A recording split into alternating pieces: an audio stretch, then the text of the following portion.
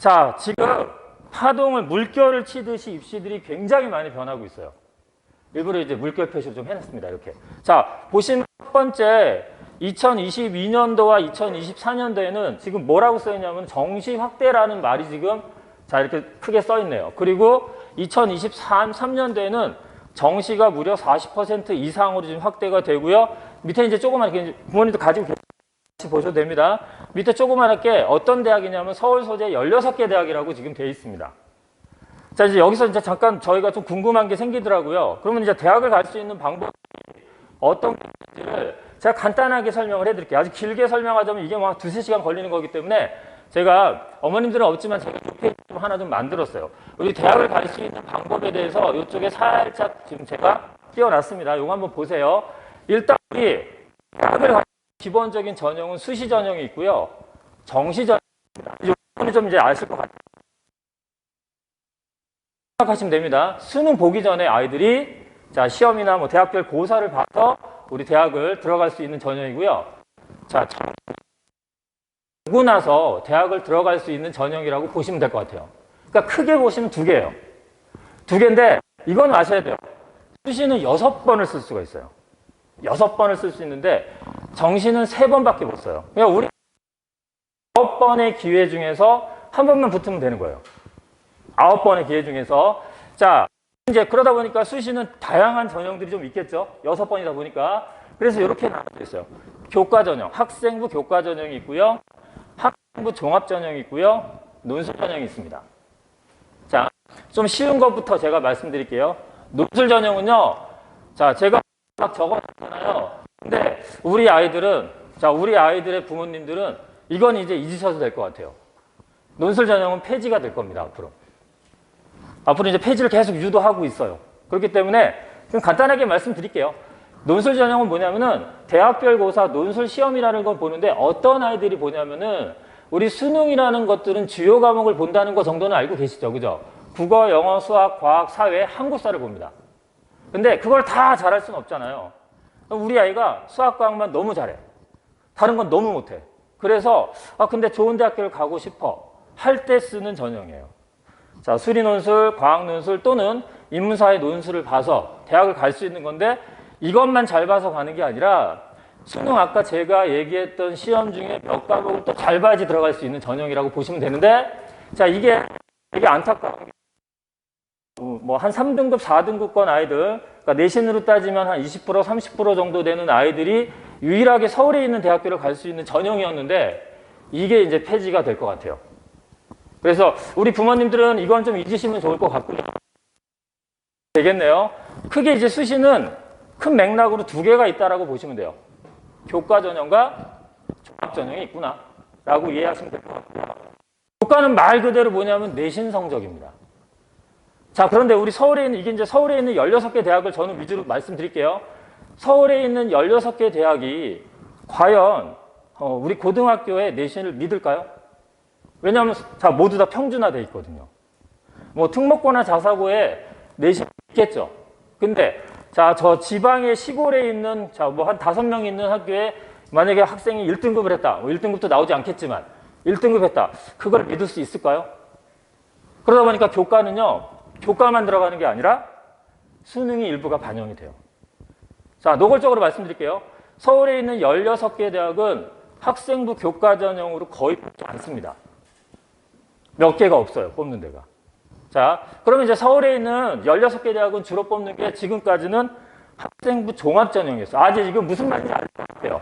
얘는 교과만 보는 거니까 얘는 종합 놔두면 되는데 여기 써 있네요. 교과하고 비교과가 있어요. 교과 이외의 모든 학교의 활동들을 우리는 비교과라고 합니다. 뭐 대표적인 거 말씀드리면 자율활동이라는 게 있고요. 봉사활동 있고요. 진로활동 있고요. 동아리 활동 있고요. 독서활동 있고 이런 것들. 우리 경시대에 가서 시험 보고 자 나는 회 뭐 이런 활동들 종합적으로 분석해서 보는 전형이라고 보시면 되는데 지금까지는 이게 압도적으로 저희가 중간에 어떤 사태가 하나 있었죠. 그 사태로 인해서 줄어들 겁니다. 그 다음에 이제 수시 2개 정도만 알면 될 것 같고요. 정시로 딱 보시면 정시는 간단합니다. 하나밖에 없어요. 수능 전형. 자, 수능 것 같고요. 얘는 수능을 자, 거의 100% 반영한다라고 보시면 될 것 같아요. 우리 아이들이 그러니까 국어, 영어, 수학, 과학, 사회, 한국사, 뭐 이제 문과 같은 경우는 제2 외국어까지 해야겠죠. 이런 과목들을 잘 봐가지고 대학을 가는 아주 단순한 방법이에요. 공부 잘하면 되는 거니까. 그래서 이렇게 간단하게 수시와 우리가 정시로 나눠질 수 있다라고 제가 먼저 정리를 하고요. 다시 이제 그 페이지를 보시면은 다시 이제 좀 이해가 될 겁니다. 아, 이렇게 수시가 압도적으로 한 80% 많았었거든요. 80% 정도였었는데 거의 78%막 이랬었는데 자, 2022년도, 2023년도 가면서 자, 그 수시 전형을 우리 줄이고 정시 전형을 높이겠다고 나라에서 교육부에서 발표. 우리 아이들의 교육의 방향성을 조금은 잡으셔야 될 것 같아요. 예전처럼 아, 학교 생활 잘하고 내신 잘 받고 보다는 이제는 아, 전체적으로 넓게 공부해야겠구나. 좀 깊이 공부해야겠구나. 뭐 수학을 예를 들자면은 단편적으로 우리가 내신을 잘 보기 위해서 공부하는 게 아니라 자, 우리 개통수학이라고 하죠. 그게 심하거든요. 중학교 1학년 과정에서 연관된 2학년 과정, 3학년 과정, 고등학교 1학년 과정 와서는 수능 과목까지 해야 된다는 거죠. 계속적으로 연습이 필요하다는 말씀입니다. 그래서 정시 일단 40% 이상으로 저희가 예측하건데 심하면 50%까지 넘어갈 수도 있지 않을까라고 예측하고 있고요. 2024년도에 먼 미래긴 하죠. 자, 비교과라는 놈이 실질적으로 폐지가 된다. 이게 이제 완전 폐지는 아니고 실질적인 폐지래요. 자, 아까 우리가 전형을 살짝 저랑 얘기를 했었잖아요. 비교과 들어가는 전형이 딱 하나 있었는데 그게 바로 학생부 종합전형이었어요. 학생부 종합전형은 계속적으로 아마 줄어들 겁니다. 근데 아예 줄어들지는 않겠죠. 제로는 되지는 않겠지만 줄어들 교과나 우리 정시 전형이 늘어나겠죠. 자, 그러면서 점점점 아마 정시가 좀 늘어날 거고 자, 제가 서두에도 얘기했지만 서울에 있는 16개 대학은요.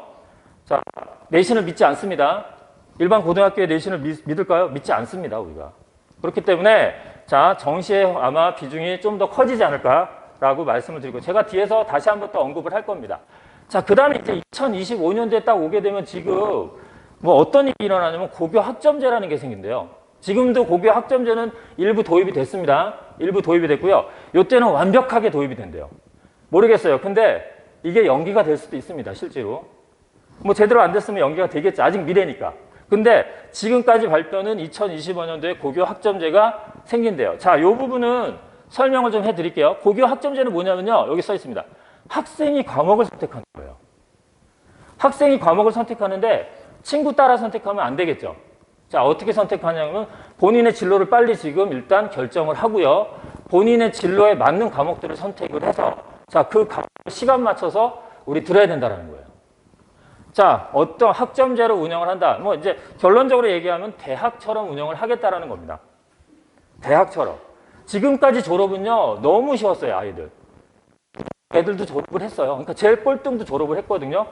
잘못하다가는 우리 공부 제대로 안 하면은 이게 학점 운영제로 지금 진행이 되다 보니까 학점제로 진행되다 보니까 학점을 제대로 이수하지 못하면은 졸업을 못하는 경우도 생길 수 있다라는 거죠. 그렇기 때문에 일단 자, 이렇게 고교 학점제가 생기면서 더 하나 큰 목적, 자, 우리 중요한 거는 일단 아이들이 막 선택 과목들이 다양해질 거란 말이죠. 그러다 보니까는 서로 선택 과목이 다르다 보니까 서로 비교하기가 힘들잖아요.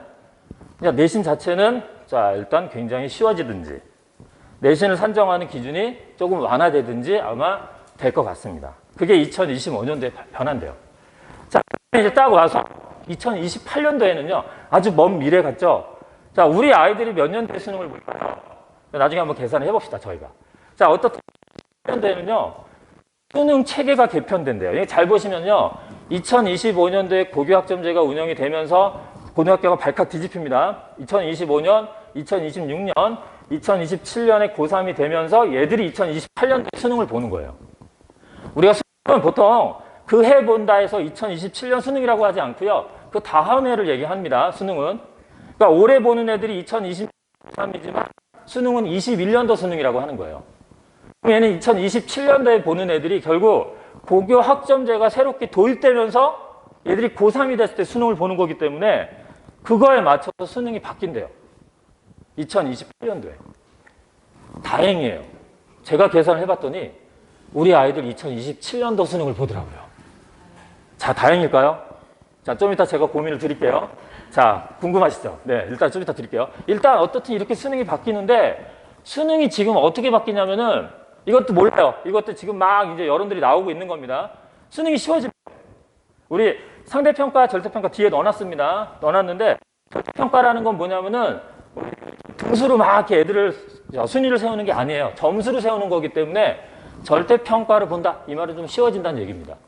그럼 쉬워지면 대학에서 가만히 있지는 않겠죠. 뭐 대학교 고사가 생기든지 지금 예측하건대 수능 이렇게 2개 보지 않을까요? 라고 예측하고 있어요. 쉬운 수능 하나, 자격고사 하나, 선원수령, 자기의 진로에 맞는 선원수령 수능을 보지 않을까요? 라고 지금 물음표를 하고 있습니다. 이건 이제 교육개발연구원에서 이렇게 지금 계속적으로 제안서를 내고 있는 거예요. 아마 될 확률이 높겠죠. 자, 그래서 2028년도에 이렇게 하니까 제가 미리 말씀드릴게요. 다행이 아닙니다. 우리 아이 재수를 할 수가 없습니다. 절대 다행이 아니죠. 재수를 못, 물론 이제 재수를 하라는 얘기는 아니지만 한 번에 더 기회가 있을 수 있었는데, 그죠? 자, 솔직히 6번에 3번에 재수까지 하게 되면, 그죠? 우리는 절반이 9개밖에 안 생길 수밖에 없다라는 거. 자, 이제 안 바뀌기를 좀 기도하는 것도 또 좋지 않을까 싶습니다. 어떻든 이렇게 지금 엄청나게 수능들이 급변하고 있어요, 지금. 입시들이. 자, 그 상황에서 우리 아이는 저는 일단 우선적으로 비교과목 폐지되고 정시가 늘어나니까 우리 아이들의 포커스는 좀 정시 쪽으로 좀 잡아야 되지 않을까. 근데 이제 그런 얘기들이 나오잖아요. 일본에서 무슨 정시야. 재학생이 무슨 정시야. 근데 정시가 늘어난단 말이에요. 우리 그 얘기할 때는요. 정시 고작 20%였어요. 그러니 당연히 누가 가냐? 재수생들만 가는 거죠. 걔들은 2번, 3번을 공부했으니까. 근데 이제 30%더 늘어날 수 있대요. 50% 뽑는데요. 엊그저께 발표하는 거 보니까 우리 의과대학, 그죠? 의대 엄청나게 늘리겠대요. 그러니까 지금 우리는 희망을 가지고 우리 아이들 공부를 시키면 될 것 같아요.